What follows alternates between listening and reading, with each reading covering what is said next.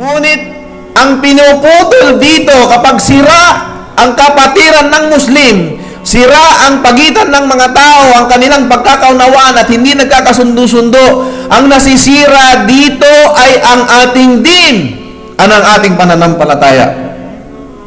Sabi ni Propeta Muhammad sallallahu alaihi wasallam, la aqulu tahliku syar walakin tahliku din. Hindi ko sasabihin na ang napuputol dito ay ang buhok, ngunit ang napuputol dito sa ating sinasabi ay ang ating pananampalataya. Kasi sino ang apektado at ano ang apektado? Ang ating pananampalataya. Kapag hindi nagkakaunawaan ang mga kapatiran nating Muslim.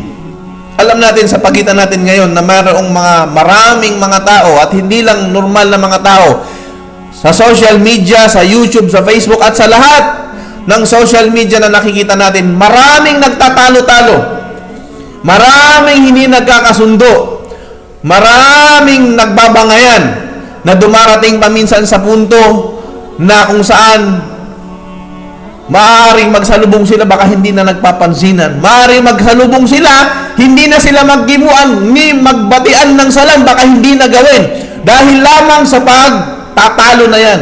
Dahil lamang sa paninira ng isa sa bawat isa. Ito ang nasisira yung ating pananampalataya, mga kapatid sa Islam. Imbis na tayo ay magtulungan, imbis na tayo ay magkampihan, imbis na tayo ay iangat natin ang bawat isa, tulungan nating umangat ang bawat isa sa atin, hindi hinihila natin pababa. Napuputol yung ating pananampalataya, napuputol yung ating samahan, ang ating kapatiran, ang ating pagmamahalan. Ito yung disaster, mga kapatid sa Islam. Kapag ang samahan natin sa ating pananampalataya ay naputol, ano pa ang ating panghahawakan, mga kapatid at mga mahal na kapatid sa Islam? Hindi po ba alala, unang-una sa aking sarili, mga kapatid sa pananampalataya Islam, para sa araw na ito, ang kapatirang Muslim, ang ating pagiging magkapatid sa Islam ay higit pa sa lahat ng uri ng kapatiran. Kung papipiliin sa pagitan ng kapatid mo sa dugo, ngunit hindi naman siya Muslim, at ang kapatid mo sa pananampalataya,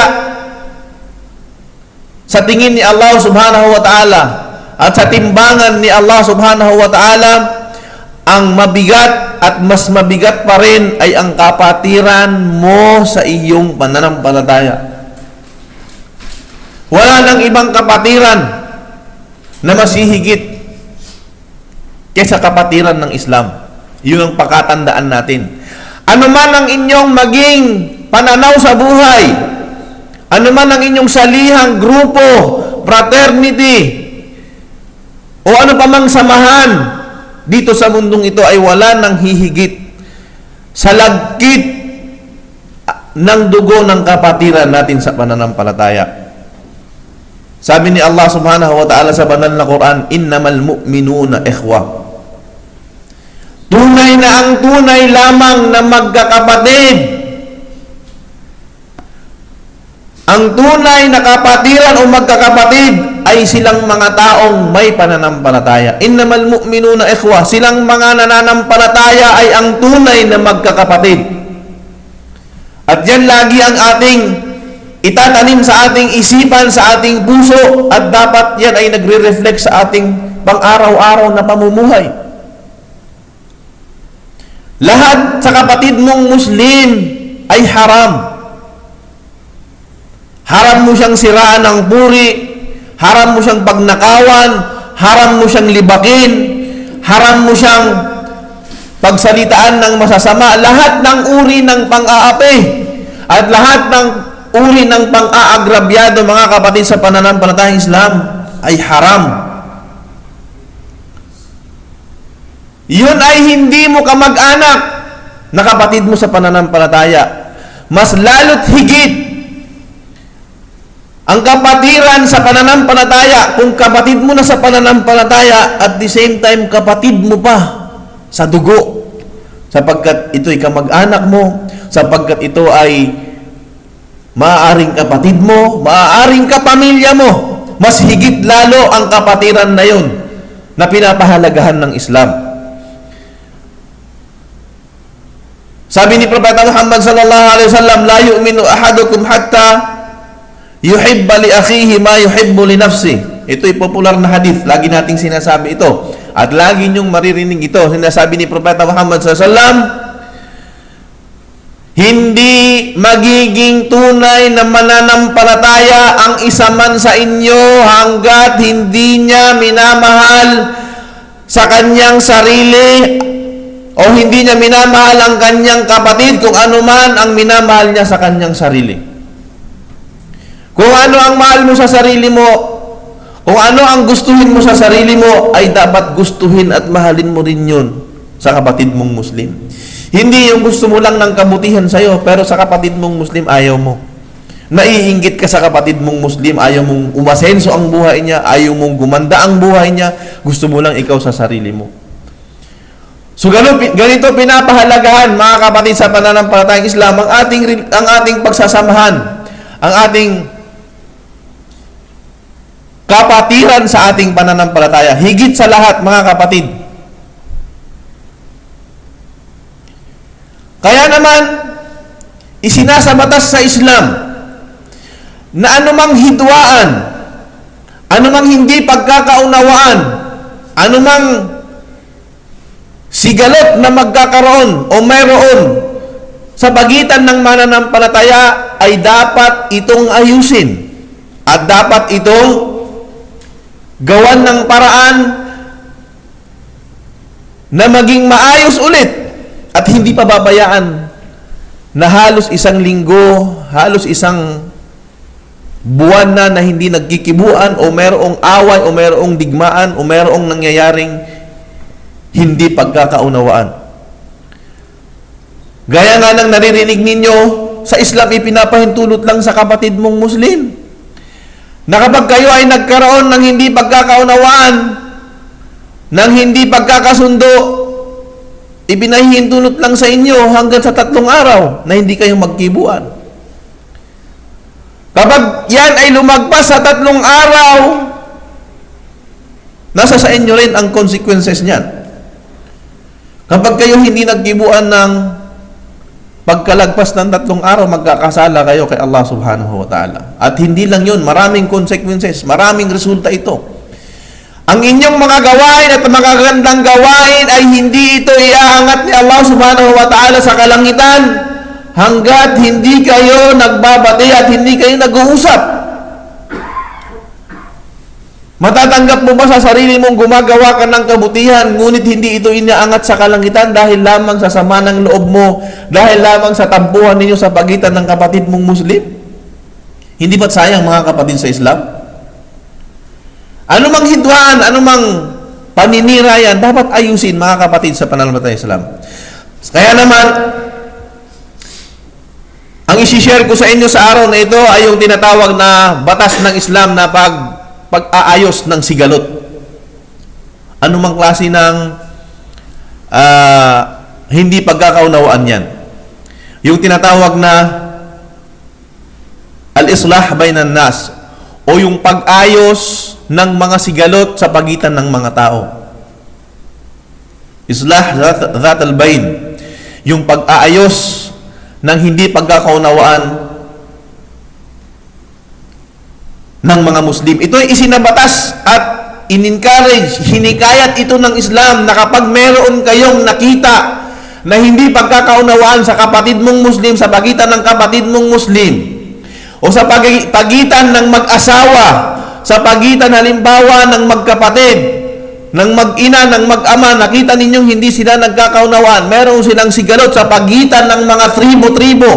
Ito'y marami, sa pagitan, yung rido, sa pagitan ng tribo-tribo, isida sa batas sa Islam na gumawa ka ng hakbang, gumawa ka ng paraan na maayos sila. At hindi lang po pwede na pabayaan mo sila.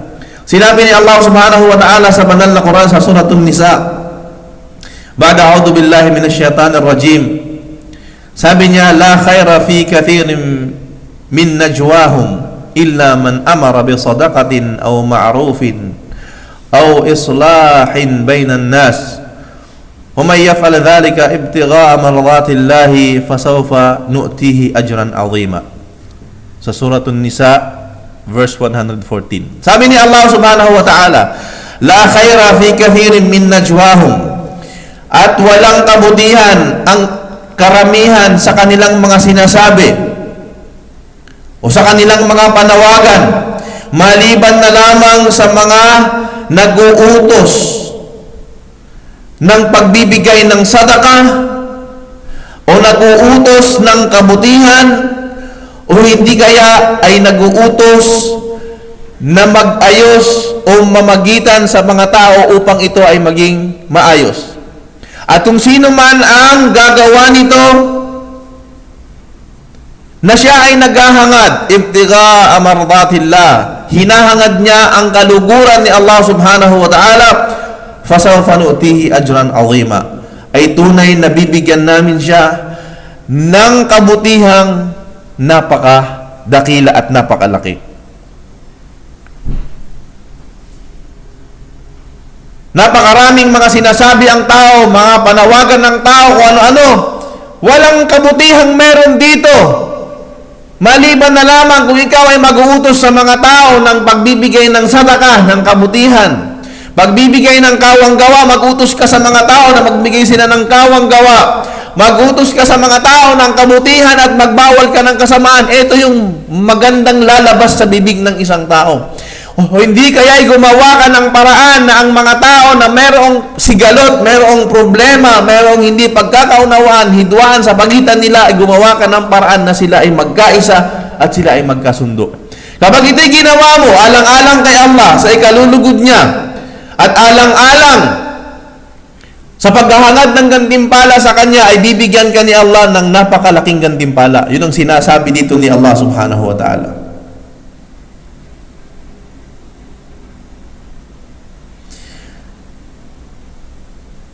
Sa isang narration ng hadith ng Propeta Muhammad sallallahu alaihi wasallam,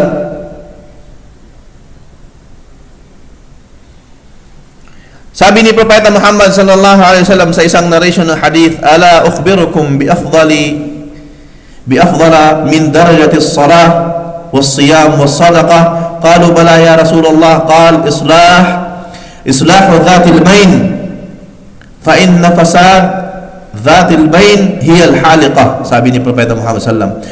Sa isang riwaya, sabi ni Propeta Muhammad, la aqulu tahliqu ash-sha'r walakin tahliqu ad-din. Sabi ni Propeta Muhammad sallallahu alaihi wasallam, gusto niyo bang ibalita ko sa inyo ang mas mainam pa sa antas o level ng paggawa ng sala, paggawa ng siyam at pagbibigay ng sadaka? Sabi ng Propeta Muhammad, gusto niyo bang turuan ko kayo, ibalita ko sa inyo, sabihin ko sa inyo, ang isa pang gawain na kapag ginawa mo ito ay mas mainam pa ito sa sala? Alam natin ang kahigitan ng sala. Mas mainam pa sa siyam, sa pag-aayuno, at mas mainam pa sa pagbibigay ng sadaka. Kaya sabi ng mga sahaba, bala ya Rasulullah, oo ya Rasulullah, gusto naming malaman kung ano yung gawain na yun, na mas mainam pa sa mga gawain na manabanggit ninyo.